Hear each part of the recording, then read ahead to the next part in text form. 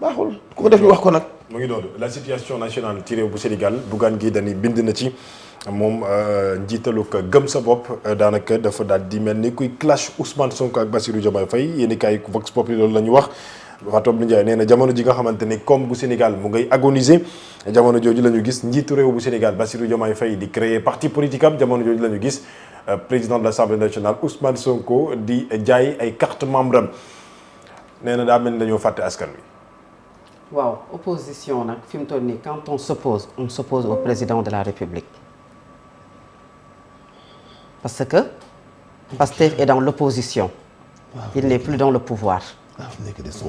léegi nag buy opposé wu na opposé wu le parti au pouvoir comme moom il est dans l'opposition loolu mooy logique depuis un certain temps dégguñu xëy na Bougane Gueye mu génn sur la scène politique lu ci bari ci ay questions jaar na fi moment boobu nga xam ne Ousmane Sonko était premier ministre du Sénégal di doxal la politique gouvernementale su ko waxoon dañ naan bien sûr il a parfaitement raison mais là depuis presque quelques mois ki nga xamante ne moo fi nekk mooy Al Amin Lo le président Bassirou Diomaye Faye moom mooy waaj a am parti politique jiite coalition donc c'est l'opposition et le pouvoir normalement un pouvoir qui gouverne une opposition qui s'oppose dans un pays léegi nag dans le fond li mu wax lu am la le timing qui a été choisi pour faire de la politique au détriment ci li nga xamante ne moom mooy les préoccupations des Sénégalais lu am solo la ci wax mooy moment bi nga xamante ne sànq le président mi ngi wax souveraineté alimentaire ñu ngi wax mbirum autosuffisance en riz les inondations gis nañu le ministre certes de l'assainissement démb Thiès parce que am na taw boo xam ne wàccagul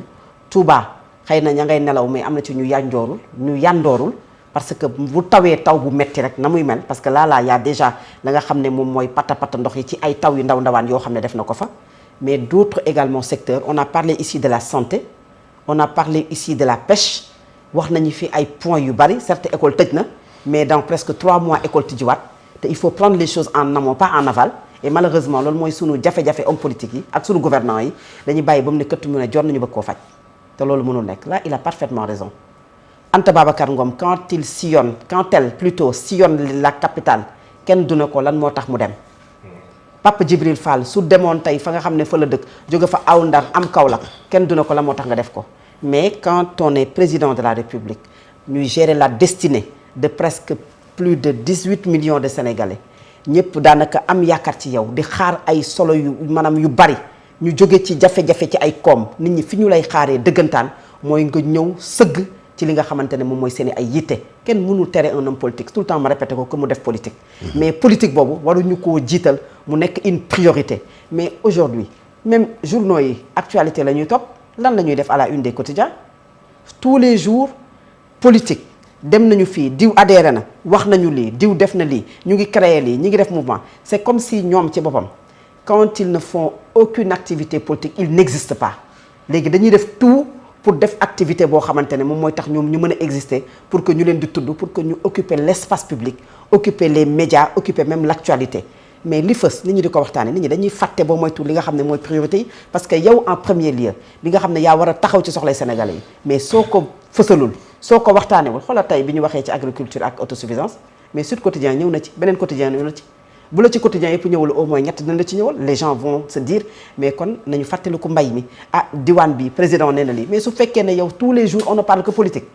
et yow mi nga xam ne yow yaa jiite ci loolu la ñuy gën a gis depuis la formation du nouveau gouvernement avec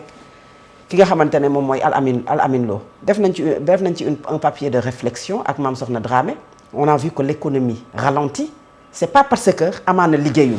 mais liggéey dafa soxla communication trop de communication tue la communication mais moins de communication baaxul quand l'État fait maanaam dafay def benn politique wala muy liggéey war na am au moins as tuut bu mu ñamal sénégalais sentir ne ñii kat ñi ngi ci daan nga dégg am na wala amul ñi ngi doon def mais ñi ngi doon jéem ñu génn daal ne Ousmane Sonko génn on va renégocier les contrats conseil des ministres nga lire dégg ci conseil des ministres on a donné des instructions au ministre bi nga xamante ne moom mooy diw on va yow en tant qu'observateur journaliste bien sûr bi nga xam ne depuis un certain temps yaa ngi ligne communiqué des conseils des ministres je te dis yow Al Amin lan moo lay attiré ci communiqué conseil des ministres yi communiqué conseil des ministres boo xam ne da nga daan xaar les limogeages et les nominations. Mais ça c'est gravement sourd. yow communiqué conseil des ministres tout le monde dañ naan communiqué bi génnagul communiqué bi guddee na de kan la ñu dàq tey kan la ñu dugal dàq gu ñu diw. diw moom na préparé. mais loolu est-ce que ñun ñi ngi koy sóoraale. di xam ne maanaam comment on a changé le débat. comment on a aujourd'hui yóbbu affaire yi ci ay affaires yu amul bopp amul genn yóbbu ko ci ay débat de personnes diw dàq nañu ko diw dugal nañu ko kan la ñu nommé alors que dans le conseil des ministres amaana da ciy am ay points yoo xamante ne mënoon nañu ko mettre en exergue ëpp solo. mais aujourd'hui politique bi dominé clivage bi dominé cette haine bi nga xam ne moom moo am moom moo tax ba li ñuy xaar par mercredi. les 15 jours saa bu jotee li ñuy xaar moom mooy. 18h jot na 21h jot na ñu ngi soufflé de nee nañ diw la ñu nommé nee nañ diw la ñu dàq. alors que les priorités du dañoo dàq le directeur général du port du dañoo dàq jiite SOMISEN du dañoo dugal benn kenn koo xam ne moo jiite DER mais lan la ñu def pour mbay mi lan la ñu def pour mbënd mi am na ñoo xam ne sànq wax naa ko dañu am problème ak pour jot seen jiw. donc les priorités sont ailleurs qui est pour dire à nos gouvernants que les priorités sont ailleurs ngalla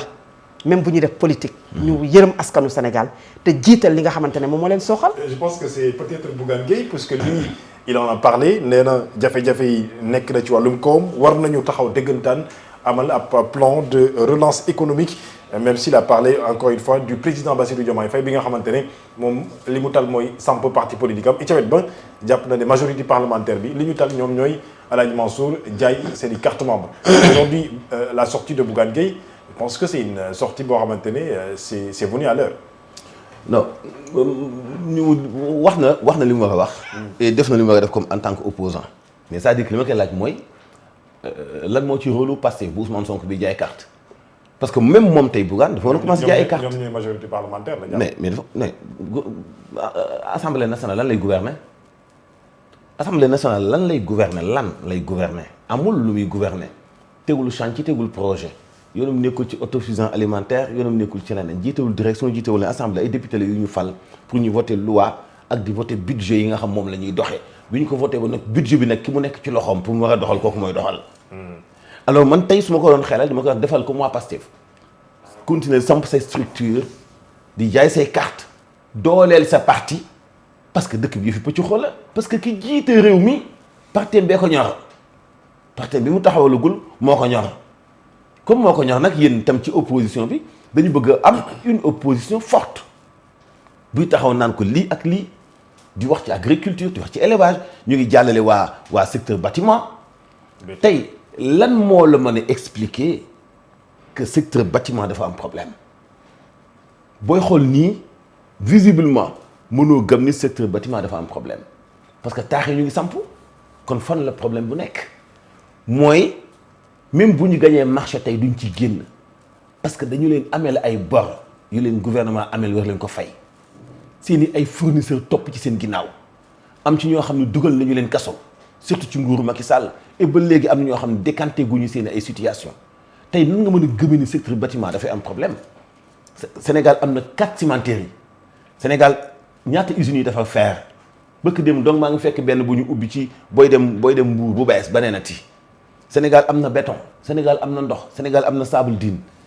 donc pourquoi bâtiment cher Sénégal pourquoi secteur boobu am problème parce que Sénégal tabaxuñu ay infrastructure ay tali yi ñu fi fekk yépp di ci fal di dem di ko nemmeeku